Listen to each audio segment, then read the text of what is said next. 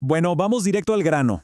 Hoy vamos a adentrarnos en los conceptos fundamentales que literalmente hacen posible la tecnología moderna. En esta explicación vamos a desentrañar las magnitudes eléctricas básicas que operan de forma totalmente silenciosa dentro de cada dispositivo que utilizamos a diario.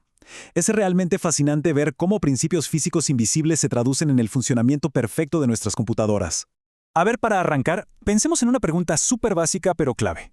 ¿Qué es lo que verdaderamente impulsa a una placa madre o incluso a un simple cargador de celular?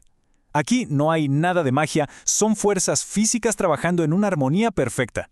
Y entender estas fuerzas es, sin lugar a dudas, el primer gran paso para analizar cualquier circuito electrónico con éxito. Sección 1. Tensión, corriente y potencia. Vamos a desmitificar estas tres fuerzas enormes que dictan absolutamente todo el comportamiento eléctrico. Empecemos con la tensión eléctrica, que seguro también conocen como diferencia de potencial o volcaje. La forma más sencilla y honestamente la mejor de visualizar la tensión es pensar en ella como un gran empuje. Es esa fuerza inicial vital que obliga a las cargas eléctricas a moverse. Sin este empuje, simplemente no ocurre nada.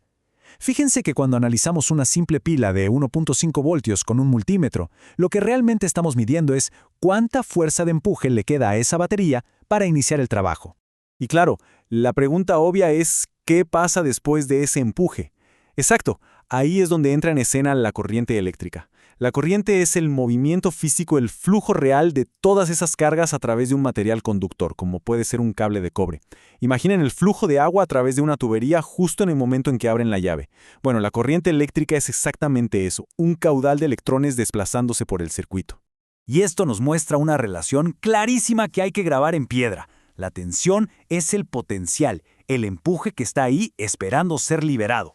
Por su parte, la corriente es la acción pura, el flujo resultante. Ojo aquí, porque confundir estos dos términos es el obstáculo número uno al empezar en la electrónica. Mantener súper clara la diferencia entre empuje y flujo simplifica enormemente la vida al momento de diagnosticar un equipo.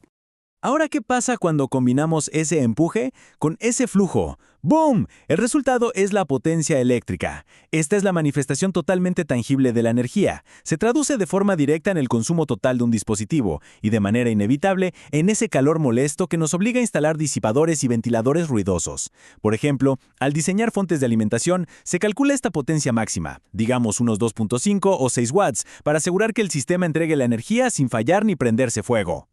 Sección 2. El proceso de dopado. Ya definimos las fuerzas mayores, pero ¿cómo demonios logran los fabricantes controlar esto a un nivel microscópico? Aquí es donde entra un concepto que es una verdadera genialidad, el dopado. Verán, los materiales semiconductores puros no son gran cosa por sí solos. El dopado es un proceso de fabricación donde se añaden impurezas de forma totalmente intencional. Sí, ensuciar el material a propósito para alterar y controlar con una precisión increíble cómo conduce la electricidad. Así se crean los famosos materiales de tipo P y tipo N. Literalmente, esta es la base de absolutamente toda la microelectrónica. Y lo más increíble es cómo este dopado le da vida a las verdaderas estrellas del show, los transistores. Al observar los esquemas NPN y PNP, notamos que las uniones de estos materiales dopados permiten que el transistor funcione como un interruptor rapidísimo o como un amplificador. Usando solo una pequeñísima corriente en la base, el transistor logra controlar un flujo masivo entre el emisor y el colector. Básicamente son los controladores definitivos del flujo de corriente. Pasamos a la sección 3, aplicación en equipos reales. Vamos a salir un poco del microscopio y veamos el hardware tangible que tocamos todos los días. Fíjense en el control de un inversor dentro de una fuente de alimentación conmutada. Las fuentes modernas de nuestras computadoras usan esos mismos transistores de los que hablamos, pero en estado de conmutación para regular la energía.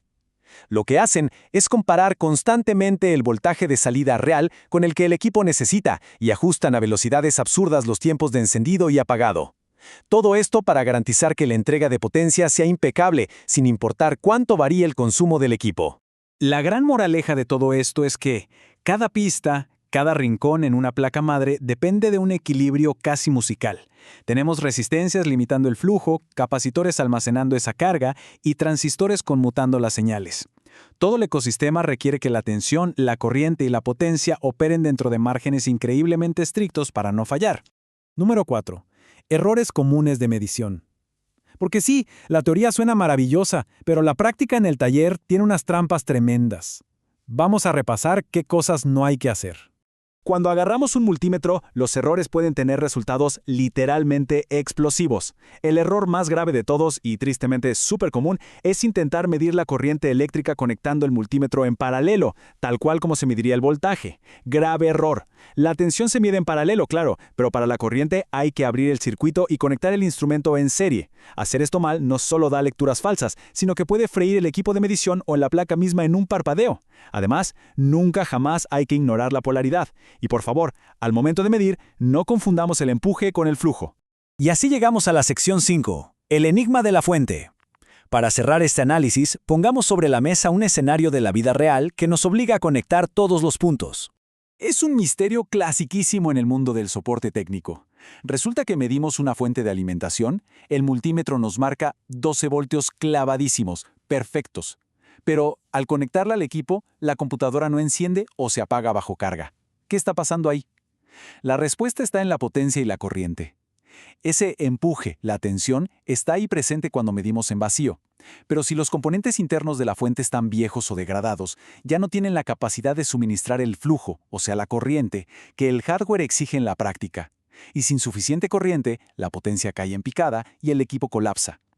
Es el recordatorio perfecto de que en este mundo de la electrónica, mirar una sola variable nunca nos cuenta la película entera. Les dejo este escenario para que lo tengan muy presente en sus próximos diagnósticos.